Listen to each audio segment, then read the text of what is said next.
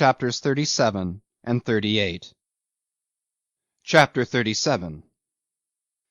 It all begins with a remarkable exploit of a man called Brown, who stole with complete success a Spanish schooner out of a small bay near Zamboanga.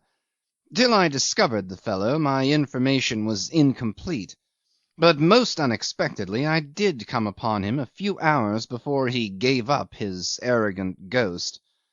Fortunately he was willing and able to talk between choking fits of asthma, and his racked body writhed with malicious exultation at the bare thought of Jim. He exulted thus at the idea that he had paid out the stuck-up beggar after all. He gloated over his action. I had to bear the sunken glare of his fierce crow-footed eyes if I wanted to know, and so I bore it, reflecting how much certain forms of evil are akin to madness, derived from intense egoism, inflamed by resistance, tearing the soul to pieces and giving facetious vigour to the body. The story also reveals unexpected depths of cunning in the wretched Cornelius, whose abject and intense hate acts like a subtle inspiration, pointing out an unerring way towards revenge. "I could see directly I set my eyes on him what sort of fool he was," gasped the dying Brown. "He a man! Hell! He was a hollow sham. As if he couldn't have said straight out, 'Hands off my plunder!' Blast him! That would have been like a man. Rot his superior soul! He had me there, but he hadn't devil enough in him to make an end of me. Not he! A thing like that, letting me off as if I wasn't worth a kick." Brown struggled desperately for breath. "Fraud! Letting me off! And so I did make an end of him after all." He choked again. "I expect this thing'll kill me, but I shall die easy now. You here, I don't know your name. I would give you a £5 note if I had it, for the news, or my name's not Brown." He grinned horribly. "Gentleman Brown." He said all these things in profound gasps, staring at me with his yellow eyes out of a long ravaged brown face. He jerked his left arm. A pepper and salt matted beard hung almost into his lap. A dirty ragged blanket covered his legs. I had found him out in Bangkok through that busybody Schomberg, the hotel keeper, who had confidentially directed me where to look. It appears that a sort of loafing, fuddled vagabond, a white man living amongst the natives with a Siamese woman, had considered it a great privilege to give shelter to the last days of the famous Gentleman Brown. While he was talking to me in the wretched hovel, and, as it were, fighting for every minute of his life, the Siamese woman with big bare legs and a stupid coarse face sat in a dark corner chewing beetles stolidly. Now and then she would get up for the purpose of shooing a chicken away from the door. The whole hut shook when she walked. An ugly yellow child, naked and pot-bellied like a little heathen god, stood at the foot of my couch, finger in mouth, lost in a profound and calm contemplation of the dying man. He talked feverishly, but in the middle of a word, perhaps, an invisible hand would take him by the throat, and he would look at me dumbly, with an expression of doubt and anguish. He seemed to fear that I would get tired of waiting and go away, leaving him with his tale untold, with his exultation unexpressed. He died during the night, I believe, but by that time I had nothing more to learn. So much as to Brown for the present. 8 months before this, coming into Samarang, I went as usual to see Stein. On the garden side of the house a Malay on the verandah greeted me shyly, and I remembered that I had seen him in Patusan, in Jim's house, among other Bugis men who used to come in the evening to talk interminably over their war reminiscences and to discuss state affairs. Jim had pointed him out to me once as a respectable petty trader owning a small sea-going native craft, who had showed himself one of the best at the taking of the stockade. I was not very surprised to see him, since any Patusan trader venturing as far as Samarang would naturally find his way to Stein's house. I returned his greeting and passed on. At the door of Stein's room I came upon another Malay in whom I recognized Tamb' Itam. I asked him at once what he was doing there. It occurred to me that Jim might have come on a visit. I own I was pleased and excited at the thought. Tamb' Itam looked as if he did not know what to say. "Is Tuan Jim inside?" I asked impatiently.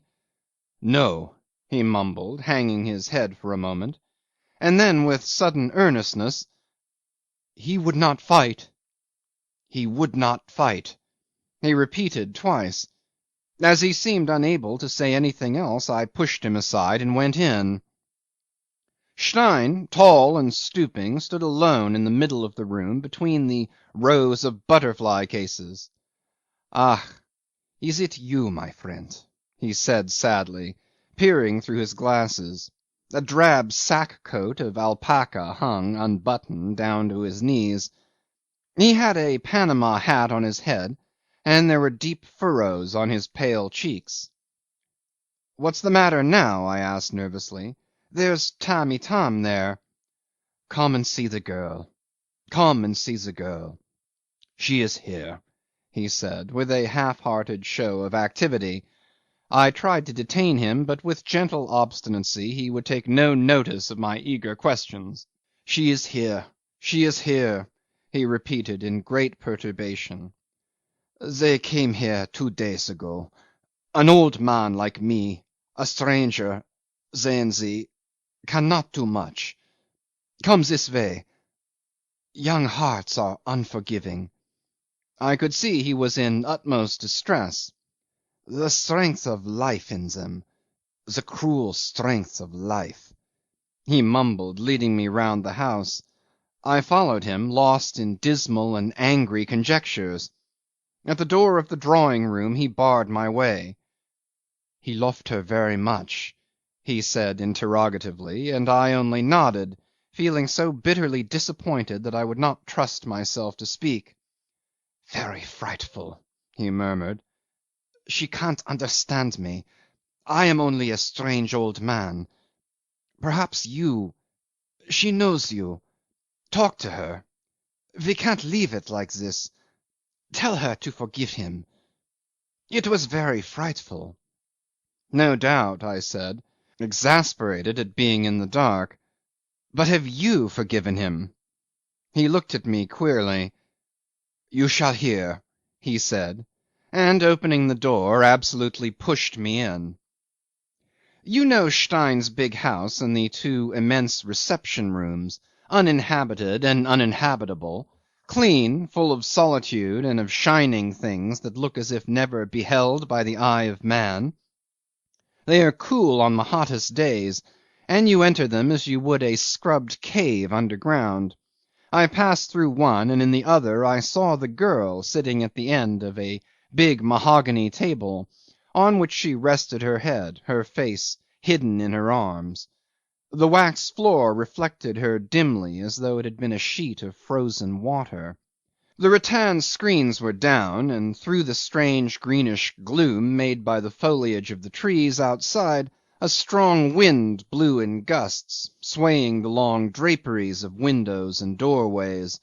Her white figure seemed shaped in snow. The pendant crystals of a great chandelier clicked above her head like glittering icicles. She looked up and watched my approach. I was chilled as if these vast apartments had been the cold abode of despair.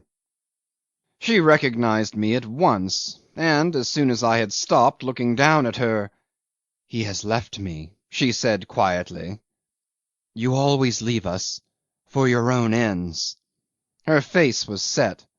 All the heat of life seemed withdrawn within some inaccessible spot of her breast. It would have been easy to die with him, she went on, and made a slight weary gesture as if giving up the incomprehensible. He would not. It was like a blindness. And yet it was I who was speaking to him. It was I who stood before his eyes. It was at me that he looked all the time. Ah, you are hard, treacherous, without truth, without compassion. What makes you so wicked? Or is it that you are all mad? I took her hand. It did not respond, and when I dropped it, it hung down to the floor. That indifference, more awful than tears, cries, and reproaches, seemed to defy time and consolation. You felt that nothing you could say would reach the seat of the still and benumbing pain. Stein had said, "You shall hear." I did hear. I heard it all, listening with amazement, with awe, to the tones of her inflexible weariness. She could not grasp the real sense of what she was telling me, and her resentment filled me with pity for her, for him too. I stood rooted to the spot after she had finished. Leaning on her arm, she stared with hard eyes, and the wind passed in gusts, and the crystals kept on clicking in the greenish gloom. She went on, whispering to herself, and yet he was looking at me. He could see my face, hear my voice, hear my grief. When I used to sit at his feet with my cheek against his knee and his hand on my head, the curse of cruelty and madness was already within him, waiting for the day. The day came, and before the sun had set he could not see me any more. He was made blind and deaf and without pity, as you all are. He shall have no tears from me. Never, never, not one tear. I will not. He went away from me as if I had been worse than death. He fled as if driven by some accursed thing he had heard or seen in his sleep. Her steady eyes seemed to strain after the shape of a man torn out of her arms by the strength of a dream. She made no sign to my silent bow. I was glad to escape. I saw her once again the same afternoon. On leaving her I had gone in search of Stein, whom I could not find indoors, and I wandered out, pursued by distressful thoughts, into the gardens, those famous gardens of Stein in which you can find every plant and tree of tropical lowlands. I followed the course of the canalised stream and sat for a long time on a shaded bench near the ornamental pond, where some waterfowl with clipped wings were diving and splashing noisily. The branches of casuarina trees behind me swayed lightly, incessantly, reminding me of the soughing of fir trees at home. This mournful and restless sound was a fit accompaniment to my meditations. She had said he had been driven away from her by a dream, and there was no answer one could make her. There seemed to be no forgiveness for such a transgression. And yet is not mankind itself, pushing on its blind way, driven by a dream of its greatness and its power upon the dark paths of excessive cruelty and of excessive devotion? And what is the pursuit of truth after all? When I rose to get back to the house I caught sight of Stein's drab coat through a gap in the foliage, and very soon at a turn of the path I came upon him walking with the girl. Her little hand rested on his forearm, and under the broad flat rim of his Panama hat he bent over her, grey haired, paternal, with compassionate and chivalrous deference. I stood aside, but they stopped, facing me. His gaze was bent on the ground at his feet. The girl, erect and slight on his arm, stared sombrely beyond my shoulder, with black, clear, motionless eyes. "Schrecklich," he murmured. "Terrible, terrible. What can one do?" He seemed to be appealing to me, but her youth, the length of the days suspended over her head, appealed to me more. And suddenly, even as I realized that nothing could be said, I found myself pleading his cause for her sake. "You must forgive him," I concluded, and my own voice seemed to me muffled, lost in an unresponsive deaf immensity. "We all want to be forgiven," I added after a while. "What have I done?" she asked with her lips only. "You always mistrusted him," I said. "He was like the others," she pronounced slowly. "Not like the others," I protested, but she continued evenly, without any feeling. "He was false." And suddenly Stein broke in. "No, no, no, my poor child." He patted her hand lying passively on his sleeve. "No, no, not false. True, true, true." He tried to look into her stony face. "You don't understand. Ach, why you do not understand. Terrible," he said to me. "Some day she shall understand." "Will you explain?" I asked, looking hard at him. They moved on. I watched them. Her gown trailed on the path, her black hair fell loose. She walked upright and light by the side of the tall man, whose long shapeless coat hung in perpendicular folds from the stooping shoulders, whose feet moved slowly. They disappeared beyond that spinney, you may remember, where 16 different kinds of bamboo grow together, all distinguishable to the learned eye.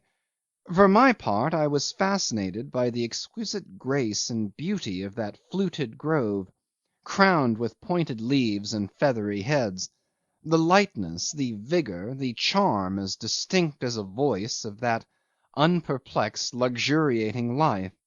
I remember staying to look at it for a long time, as one would linger within reach of a consoling whisper. The sky was pearly grey. It was one of those overcast days so rare in the tropics, in which memories crowd upon one, memories of other shores, of other faces. I drove back to town the same afternoon, taking with me Tamb' Itam and the other Malay, in whose sea-going craft they had escaped in the bewilderment, fear, and gloom of the disaster. The shock of it seemed to have changed their natures. It had turned her passion into stone; it had made the surly, taciturn Tamb' Itam almost loquacious. His surliness, too, was subdued into a puzzled humility, as though he had seen the failure of a potent charm in a supreme moment. The Bugis trader, a shy, hesitating man, was very clear in the little he had to say. Both were evidently overawed by a sense of deep inexpressible wonder, by the touch of an inscrutable mystery. There, with Marlow's signature, the letter proper ended. The privileged reader screwed up his lamp, and, solitary above the billowy roofs of the town, like a lighthouse keeper above the sea, he turned to the pages of the story. Chapter 38. "It all begins, as I've told you, with the man called Brown," ran the opening sentence of Marlow's narrative. "You who have knocked about the Western Pacific must have heard of him. He was the show ruffian on the Australian coast; not that he was often to be seen there, but because he was always trotted out in the stories of lawless life a visitor from home is treated to, and the mildest of these stories which were told about him from Cape York to Eden Bay was more than enough to hang a man if told in the right place. They never failed to let you know, too, that he was supposed to be the son of a baronet.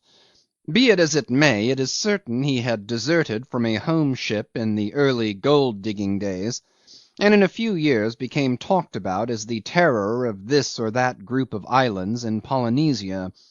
He would kidnap natives, he would strip some lonely white trader to the very pyjamas he stood in, and after he had robbed the poor devil he would as likely as not invite him to fight a duel with shotguns on the beach, which would have been fair enough as these things go if the other man hadn't been by that time already half dead with fright.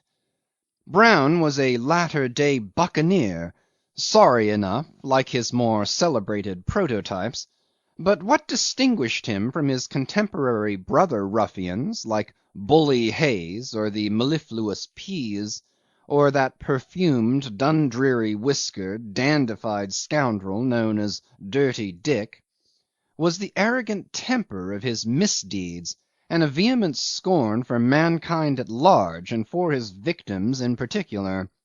The others were merely vulgar and greedy brutes, but he seemed moved by some complex intention. He would rob a man as if only to demonstrate his poor opinion of the creature, and he would bring to the shooting or maiming of some quiet, unoffending stranger a savage and vengeful earnestness fit to terrify the most reckless of desperadoes. In the days of his greatest glory he owned an armed bark, manned by a mixed crew of Kanakas and runaway whalers, and boasted, I don't know with what truth, of being financed on the quiet by a most respectable firm of copra merchants. Later on he ran off, it was reported, with the wife of a missionary, a very young girl from Clapham Way, who had married the mild flat-footed fellow in a moment of enthusiasm, and suddenly transplanted to Melanesia, lost her bearings somehow. It was a dark story. She was ill at the time he carried her off, and died on board his ship. It is said, as the most wonderful part of the tale, that over her body he gave way to an outburst of sombre and violent grief. His luck left him, too, very soon after. He lost his ship on some rocks off Malaita, and disappeared for a time as though he had gone down with her. He is heard of next at Nuka Hiva, where he bought an old French schooner out of government service. What creditable enterprise he might have had in view when he made that purchase I can't say, but it is evident that what with high commissioners, consuls, men of war, and international control, the South Seas were getting too hot to hold gentlemen of his kidney. Clearly he must have shifted the scene of his operations further west, because a year later he plays an incredibly audacious but not very profitable part in a serio-comic business in Manila Bay, in which a peculating governor and an absconding treasurer are the principal figures. Thereafter he seems to have hung around the Philippines in his rotten schooner, battling with an adverse fortune, till at last, running his appointed course, he sails into Jim's history, a blind accomplice of the dark powers. His tale goes that when a Spanish patrol cutter captured him he was simply trying to run a few guns for the insurgents. If so, then I can't understand what he was doing off the south coast of Mindanao. My belief, however, is that he was blackmailing the native villages along the coast. The principal thing is that the cutter, throwing a guard on board, made him sail in company towards Zamboanga. On the way, for some reason or other, both vessels had to call at one of these new Spanish settlements, which never came to anything in the end, where there was not only a civil official in charge on shore, but a good stout coasting schooner lying at anchor in the little bay; and this craft, in every way much better than his own, Brown made up his mind to steal. He was down on his luck, as he told me himself. The world he had bullied for 20 years with fierce aggressive disdain had yielded him nothing in the way of material advantage, except a small bag of silver dollars, which was concealed in his cabin, so that "the devil himself couldn't smell it out." And that was all, absolutely all. He was tired of his life, and not afraid of death. But this man, who would stake his existence on a whim with bitter and jeering recklessness, stood in mortal fear of imprisonment.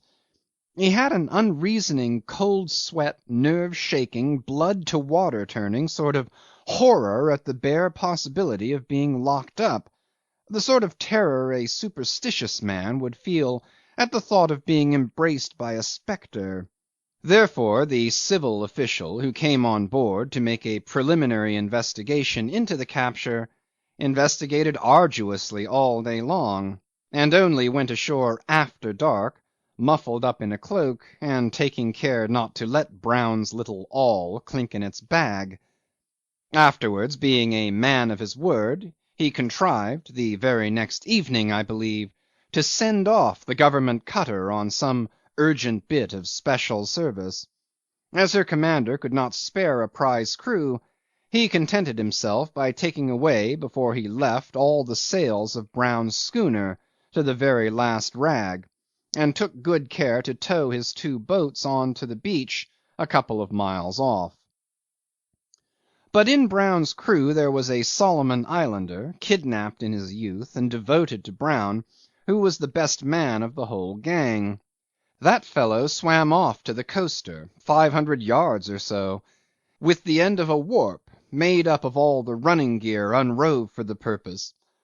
The water was smooth and the bay dark, "like the inside of a cow," as Brown described it. The Solomon Islander clambered over the bulwarks with the end of the rope in his teeth. The crew of the coaster, all Tagals, were ashore having a jollification in the native village. The 2 shipkeepers left on board woke up suddenly and saw the devil. It had glittering eyes and leaped quick as lightning about the deck. They fell on their knees, paralysed with fear, and crossing themselves and mumbling prayers. With a long knife he found in the caboose, the Solomon Islander, without interrupting their orisons, stabbed first one, then the other. With the same knife he set to sawing patiently at the quar cable till suddenly it parted under the blade with a splash. Then in the silence of the bay he let out a cautious shout, and Brown's gang, who meantime had been peering and straining their hopeful ears in the darkness, began to pull gently at their end of the warp. In less than 5 minutes the 2 schooners came together with a slight shock and creak of spars. Brown's crowd transferred themselves without losing an instant, taking with them their firearms and a large supply of ammunition. They were 16 in all, 2 runaway bluejackets, a lanky deserter from a Yankee man-of-war, a couple of simple blonde Scandinavians, a mulatto of sorts, 1 bland Chinaman who cooked, and the rest of the nondescript spawn of the South Seas. None of them cared. Brown bent them to his will, and Brown, indifferent to gallows, was running away from the spectre of a Spanish prison. He didn't give them the time to transship enough provisions. The weather was calm, the air was charged with dew, and when they cast off the ropes and set sail to a faint off-shore draught, there was no flutter in the damp canvas. Their old schooner seemed to detach itself gently from the stolen craft and slip away silently, together with the black mass of the coast, into the night. They got clear away. Brown related to me in detail their passage down the Straits of Macassar. It is a harrowing and desperate story. They were short of food and water. They boarded several native craft and got a little from each. With a stolen ship Brown did not dare to put into any port, of course. He had no money to buy anything, no papers to show, and no lie plausible enough to get him out again. An Arab barque under the Dutch flag, surprised one night at anchor off Palo Laut, yielded a little dirty rice, a bunch of bananas, and a cask of water. 3 days of squally, misty weather from the northeast shot the schooner across the Java Sea. The yellow, muddy waves drenched that collection of hungry ruffians. They sighted mail boats moving on their appointed routes, passed well-found home ships with rusty iron sides anchored in the shallow sea waiting for a change of weather or the turn of the tide. An English gunboat, white and trim, with 2 slim masts, crossed their bows one day in the distance, and on another occasion a Dutch corvette, black and heavily sparred, loomed up on their quarter, steaming dead slow in the mist. They slipped through unseen or disregarded, a wan, sallow-faced band of utter outcasts, enraged with hunger and hunted by fear. Brown's idea was to make for Madagascar, where he expected, on grounds not altogether illusory, to sell the schooner in Tamatave, and no questions asked, or perhaps obtain some more or less forged papers for her. Yet before he could face the long passage across the Indian Ocean, food was wanted, and water too. Perhaps he had heard of Patusan, or perhaps he just only happened to see the name written in small letters on the chart, probably that of a largish village up the river in a native state, perfectly defenceless, far from the beaten tracks of the sea and from the ends of submarine cables. He had done that kind of thing before, in the way of business, and this now was an absolute necessity, a question of life and death, or rather of liberty. Of liberty.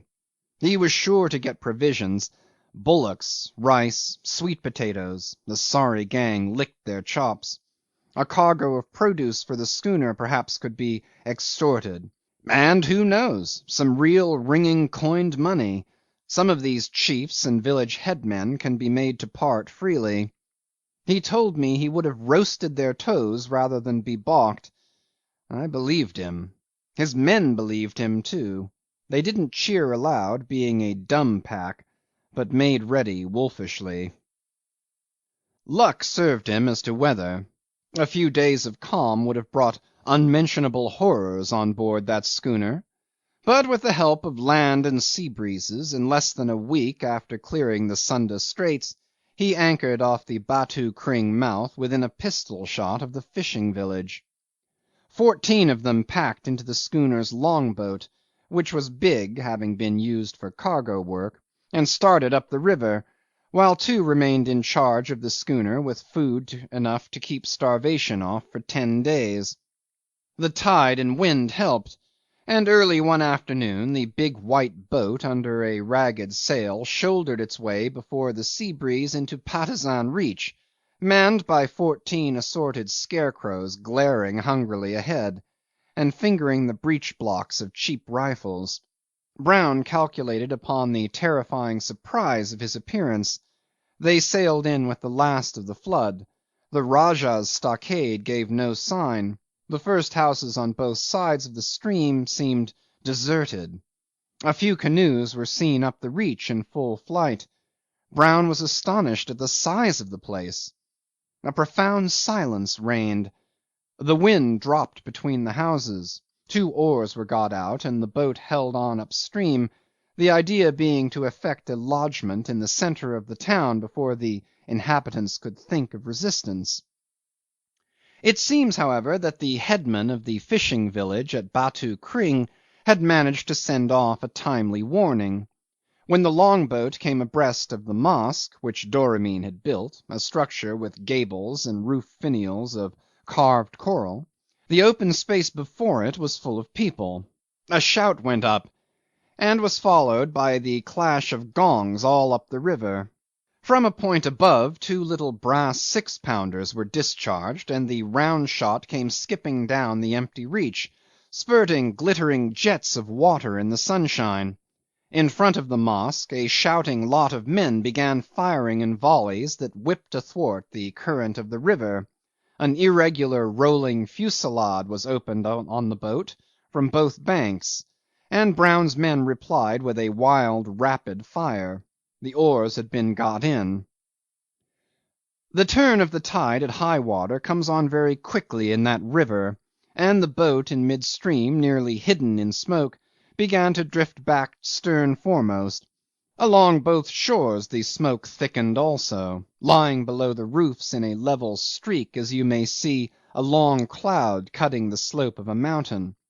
A tumult of war cries, the vibrating clang of gongs, the deep snoring of drums, yells of rage, crashes of volley firing, made an awful din, in which Brown sat confounded but steady at the tiller, working himself into a fury of hate and rage against those people who dared to defend themselves. 2 of his men had been wounded, and he saw his retreat cut off below the town by some boats that had put off from Tunku Allang's stockade. There were 6 of them, full of men. While he was thus beset he perceived the entrance of the narrow creek, the same which Jim had jumped at low water. It was then brim full. Steering the long boat in, they landed, and to make a long story short, they established themselves on a little knoll about 900 yards from the stockade, which, in fact, they commanded from that position.